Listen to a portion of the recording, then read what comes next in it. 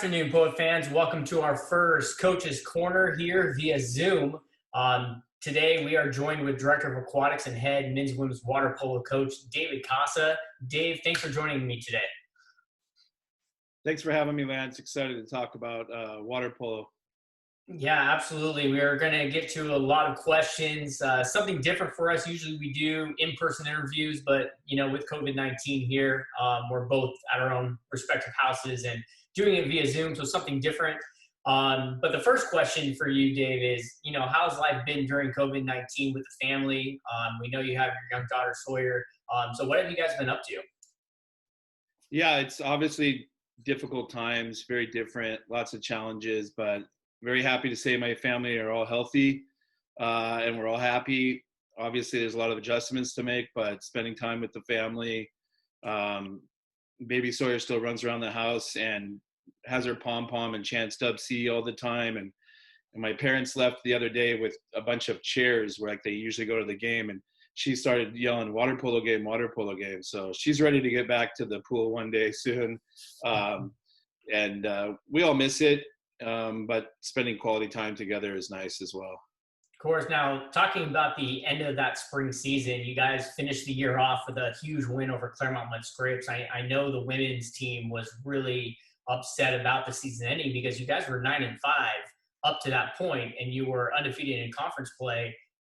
Let's talk about more of that on the women's side. How are they feeling about it? How do you bounce back from that? Yeah, it was really difficult, and it is hard to say goodbye to girls that are going to be moving on to grad school or jobs, and that was the way we ended it. Unprecedented in my career of having to deal with that, and I definitely didn't have the right words to say or the answers. But we've talked about it as a group through Zoom meetings and on the phone and text, and it's the world we live in right now is just making adjustments with the protocols and guidelines that we're living by. And it was really difficult. The girls had won 7 out of their last 8, really starting to work really well together and buy into what the coaching staff had said and having success and really seeing a lot of development on individuals and as a team. I was really proud of them. I think, they were really poised to make a run at the SCIAC championship and qualify for national championships. Just a real tough time. But I think they're all looking forward to the future and, making the best of things. And we're really excited. We have a great recruiting class on the women's side coming in, and just being really hopeful about the future. Now, do you feel some of those seniors on the women's side, do you feel any of them might come back in the springtime? No, Sawyer Belleville is going to go to grad school in England, I understand, and play over there.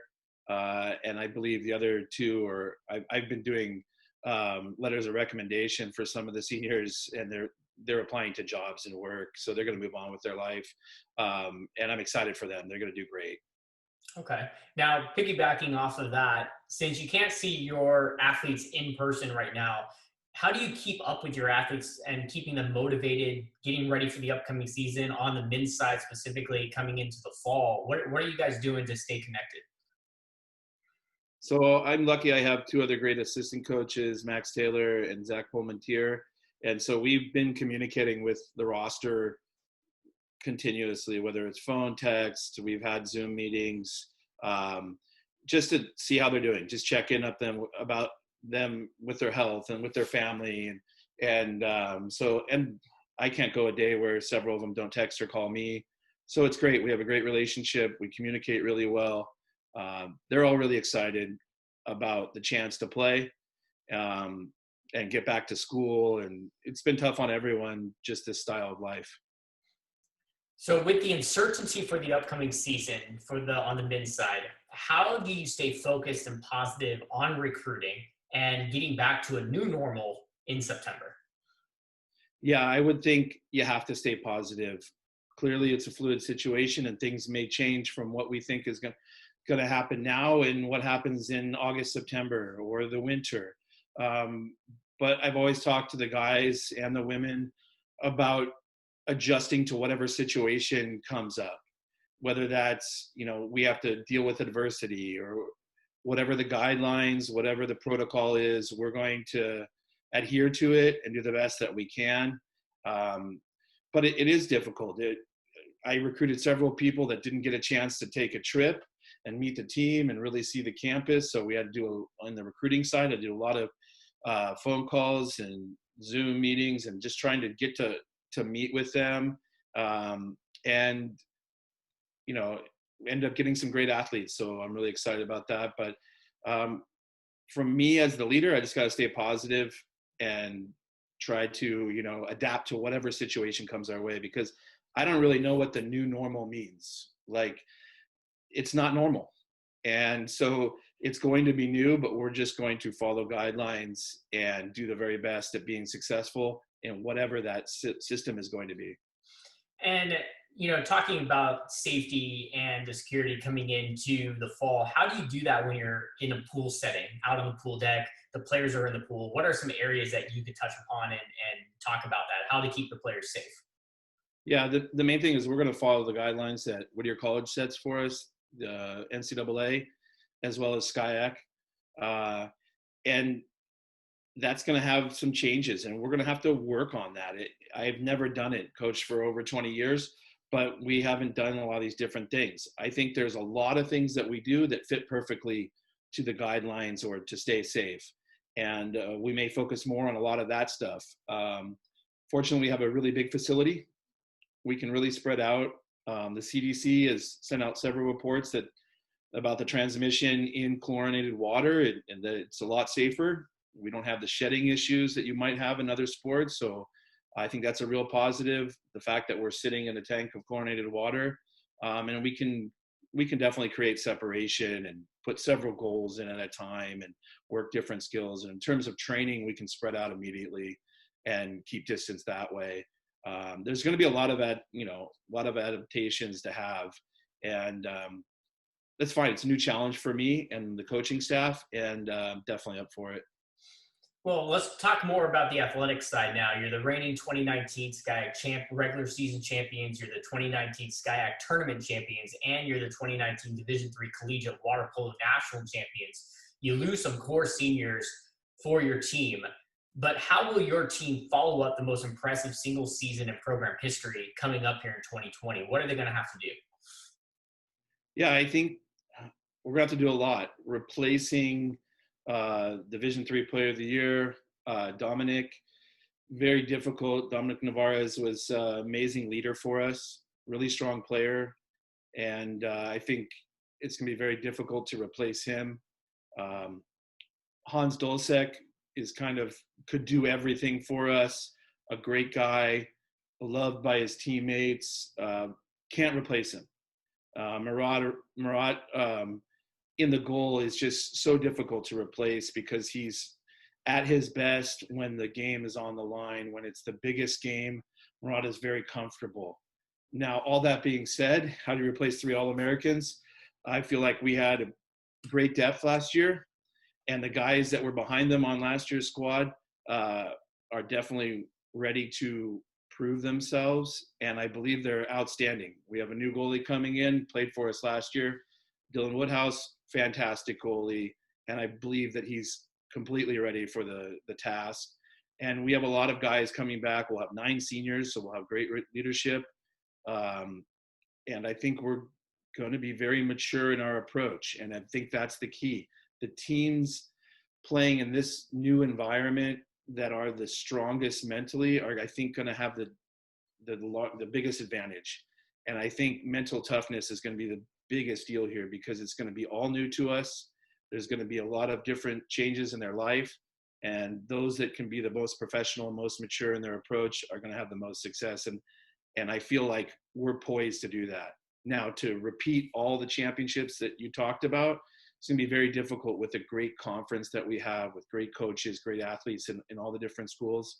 But I am completely positive that they're going to be ready for it, excited about it. In talking with them, they want to compete. These are competitive guys. There's a reason why we won a championship, is because that room is filled with champions in life. Now, talking about some of those recruits that you have coming in, I've been seeing on Instagram, I've been seeing a lot of social media posts of who you do have coming in. Are there some potential starters within that group coming in? I think it's going to be really competitive to compete for a starting position. You're talking about 6 field players, 1 goalie. Um, but I think they're definitely going to compete. We do have a few transfers coming in that have great experience. They're a little bit older. We do also have young guys that may take them a while to learn to play with all the older guys and learn, how we play at Whittier College. But I even think with the returners, with the new people, all of them coming in, they're going to have to fight it out a bit. And whoever comes in best shape, mentally strong enough, most prepared, will get the job. But I think that's going to change a lot. We're going to have to learn how to play together, that's for sure. But we have some great guys coming in that I think will have a big impact on the season for sure. Now, with the new normal coming up in September, how are you going to approach practices and games? Is it going to be the same that you've done in years past, or is it going to be completely different? Obviously there's going to be changes because their health is going to come first, and we're going to have different protocols set up with that. But I think, my approach will still stay consistent, but there'll be differences and variances of how we do that. And when I mean my approach is, I always want to train my teams so that they're physically fit and healthy, ready to play. That's not going to change a lot. I think it's very easy to do under the guidelines. And I'm a fundamentalist, so we can work fundamentals, without having a lot of the same contact and staying very healthy while doing so. And we're going to do that. But there's going to be different challenges in terms of, we may not all be in a video room at the same time. So we might have to have groups or do them on Zoom or do video stuff where they can, do it on their own. So we're going to use technology when we can to help us separate and stay safe. So there'll be definite challenges for the coaching staff and for the players, but it's going to be new, and I'm excited just to compete on any level. And whatever the challenge is I think the team and the coaching staff will be up for that challenge. And the last question I have for you, talking about Division III Collegiate Water Polo Champions for the championships, first time ever that it occurred in 2019. What does that do for the sport of water polo? And also, is that going to help bring more conferences and teams into creating a Division III water polo program? Yeah, prior to COVID, which might create some changes, there's some delays in teams adding water polo. I know we did have a team in Illinois add Division III water polo over the summer here. And I've heard plans of several teams in Texas, throughout the Midwest, apparently maybe back east, that we're going to continue to grow. So I think it does, having the Division III championship allows us to have more exposure, more excitement around the sport. It's starting to steadily grow right now, and it's supposed to gain momentum. Obviously, momentum is a difficult situation right now, but hopefully that's something, if we look, 3 to 5 years down the road, it might be very different. And I think, that's why we were so excited to win the very first one against great teams and programs that we were competing against. But the boys were up for the challenge, and all the glory to them for getting it done last year. Okay, well, Coach Kasa, thank you so much for joining me here on Coach's Corner. Really appreciate you hopping on. Any plans for the summer? Continue to recruit, communicate with the guys, get ready for season, and spend the rest of the time with my family as much as I can, and stay safe. Okay, well, Coach Kasa, thank you again for hopping on with us. Stay safe, enjoy the summer with your family, and again, Poet fans, stay tuned every week on Poet Athletics on the website wcpost.com, and you can follow along with us as we move forward with our fall sports and our other coaches' corners with our fall coaches. So once again, Coach Kasa, thank you so much for joining us, and take care. Thanks for having me, Lance.